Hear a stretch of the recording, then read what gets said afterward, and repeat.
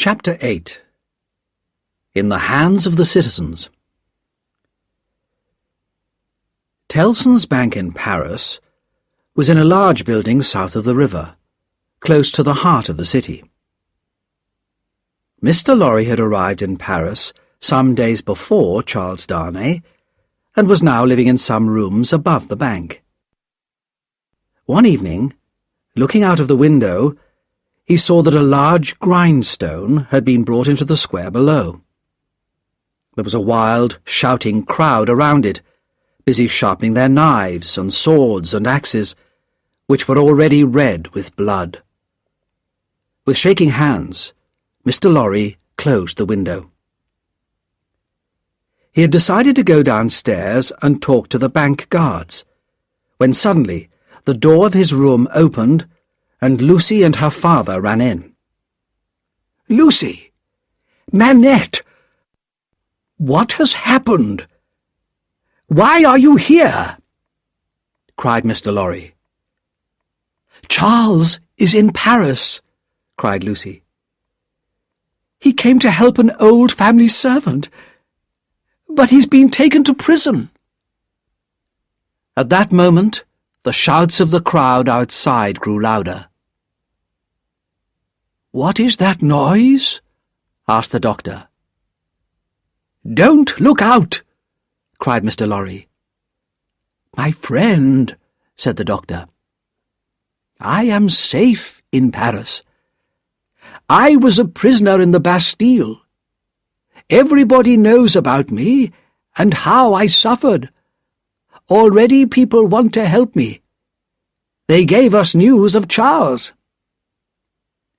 Even so, don't look outside. Where is Charles?" "In the prison of La Force." "La Force? Dear Lucy, you can do nothing tonight. You must go to one of the rooms here and wait. I must talk with your father at once." Lucy kissed him and left the room. "Quick, Manette," said Mr. Lorry. "These people outside, with their bloody knives, are murdering the prisoners. If you are so well known, if you have this power, talk to them. Tell them who you are, and go to La Force. Quick, before it is too late." Dr. Manette hurried outside. Mr. Lorry watched from the window as the doctor talked to the crowd. He heard shouts of, "Long live the Bastille prisoner! Help his friend in La Force!" Mr. Lorry went to Lucy and found her with her daughter and Miss Pross. Together they waited all night for news, but none came. In the morning, Mr. Lorry found rooms for Lucy and her family in a quiet street near the bank. He left Jerry Cruncher with them as a guard, and returned worriedly to Tellson's. At the end of the day, a strong, serious man came to see him. "My name is Defarge. I come from Dr. Manette. He gave me this." Defarge gave him a piece of paper.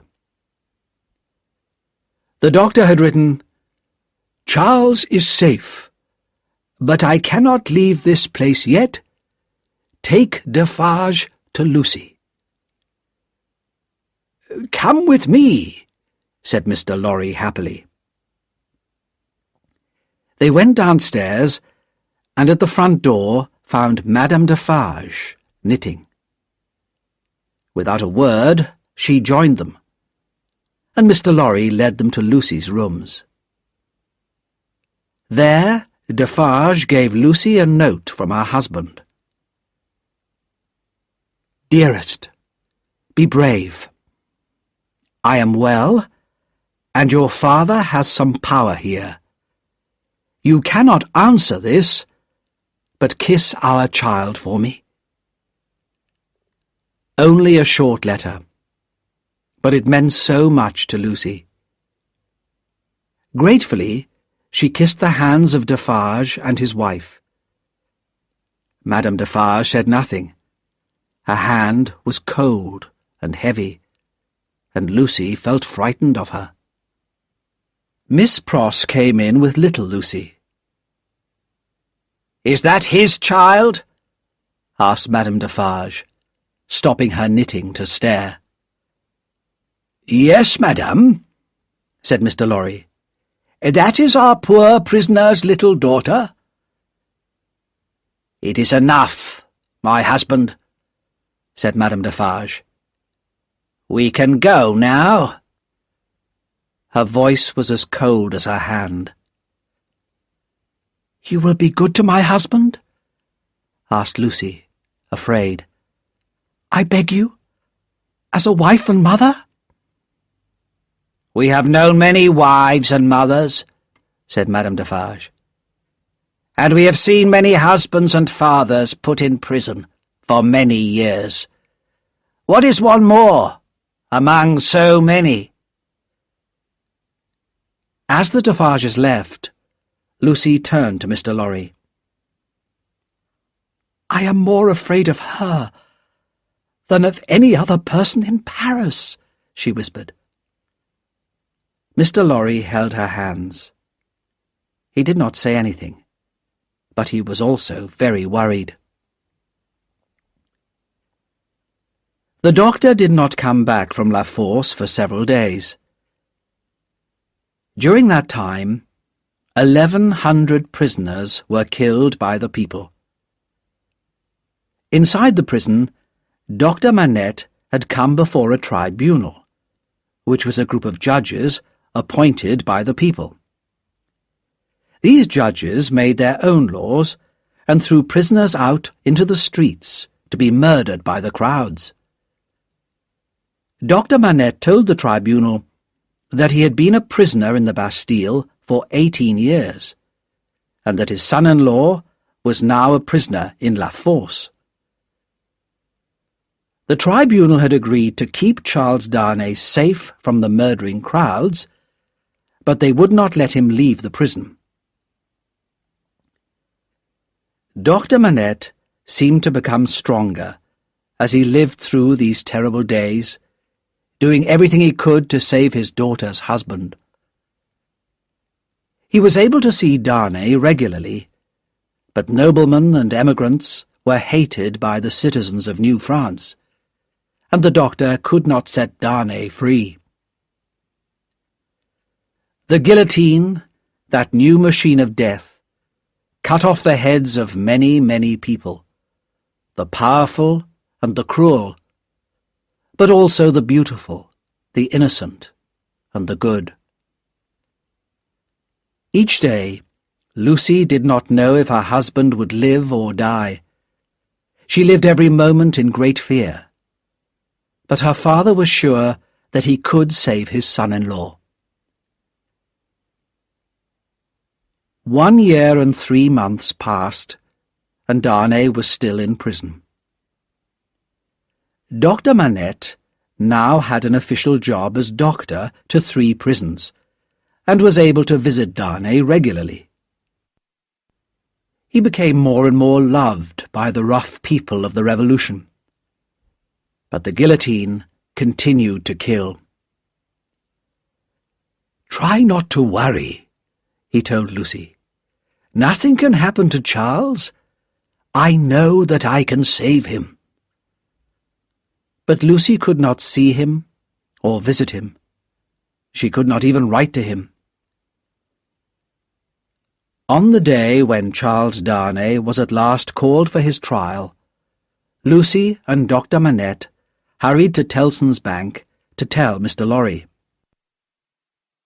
As they arrived, a man got up and disappeared into another room.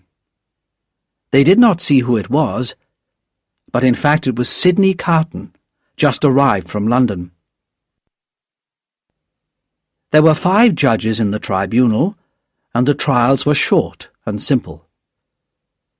The voices of truth, honesty, and calm reason were never heard at these trials, and most of the prisoners were sent to the guillotine, which pleased the noisy crowds. 15 prisoners were called before Darnay that day, and in no more than an hour and a half, all of them had been condemned to death. Charles Evremond, who is called Darnay. As Darnay walked in front of the judges, he tried to remember the careful advice that Dr. Manette had given him. Charles Evremond, you are an emigrant. All emigrants must die. That is the new law of France. Kill him, shouted the people. Cut off his head. He's an enemy of the people. The president of the judges asked Darnay, Is it true that you lived many years in England? Yes, that is true, replied Darnay. So you are an emigrant, surely? No, not in the meaning of the law, replied Darnay. I earn my own living in England. I have never wanted or used the name of Marquis, and I did not want to live by the work of the poor people of France. So I went to live and work in England, long before the Revolution. And did you marry in England? Yes. I married a Frenchwoman, the daughter of Dr. Manette, a prisoner of the Bastille, and a well-known friend of all good citizens. These words had a happy effect on the crowd. Those who had shouted for his death now shouted for his life. Then Monsieur Gabelle and Dr. Manette spoke for Charles Darnay. The doctor spoke well and clearly, and was very popular with the crowd. When he had finished, the judges decided that the prisoner should be set free, and the crowd shouted their agreement loudly. Soon they were carrying Darnay in a chair through the streets of Paris to Dr. Manette's house. Lucy was waiting there, and when she ran out and fell into the arms of her husband, the men and women in the crowd kissed one another and danced for happiness. Darnay and Lucy were together again, safe and happy.